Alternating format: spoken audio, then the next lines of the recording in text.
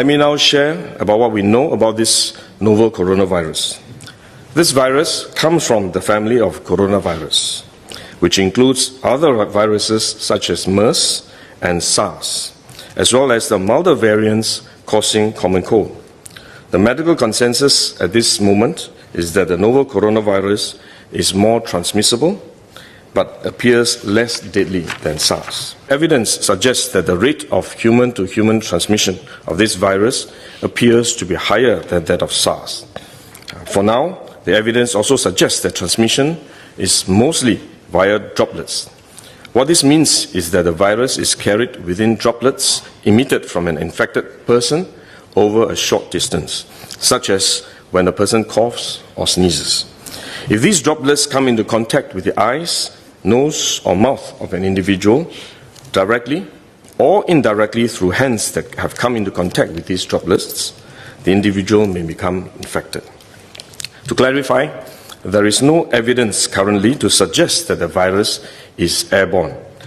There are other viruses, such as the chickenpox, which can easily be transported via air currents, and do not require droplets to contact the eyes or nose. The novel coronavirus is not in this category of viruses. The novel coronavirus could also transmit through surface contact. Let me explain. When a person sneezes or coughs, the droplets fall onto the surfaces of tables and chairs, and the virus may remain alive for up to a few days. When someone else touches the surfaces of these tables and chairs, the virus can be transferred to his hands, and if he then rubs his eyes or nose without washing his hands, he may become infected. So we should wash our hands. This is also why we only quarantine the close contacts of confirmed cases. For more transient contacts, such as individuals that the confirmed cases may have walked past in malls or hotels, the risk of transmission is low. For coronavirus generally, the person is most infectious when he is displaying symptoms, or what you call symptomatic. And this is likely to be the case for the novel coronavirus as well. There is evidence of limited spread from a person without symptoms during the incubation period. However, this form of transmission may be uncommon and has so far involved isolated cases only. At this point, the evidence still points towards higher transmissibility when the person is displaying symptoms. As such, medical professionals, both overseas and in Singapore, have advised that the most effective way that we can protect ourselves is to practice good personal hygiene.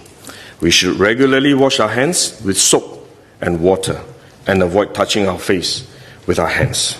These may sound simple, but actually they're very difficult to do because all of us touch our face all the time. Even at a meeting when we have on this ministry task force, while I was speaking, I was touching my face until Minister Lawrence Wong nudged me with his elbow and said, "Stop touching your face." So it is simple but extremely difficult, but are actually very effective in preventing all kinds of infection. Potential infection from asymptomatic persons, in fact, is less likely to be from coughing or sneezing directly because they don't have symptoms. They are not sneezing or coughing, but more likely by touching contaminated surfaces, for which masks offer no protection. Wearing a mask when we are well often gives us a false sense of security instead, and we are more likely to touch our faces when we constantly adjust our masks, which is one way the disease spreads. At the same time, we need to protect others, our loved ones, friends, colleagues, and fellow Singaporeans that we come into contact with. If we are sick, we should rest and recover at home as far as possible.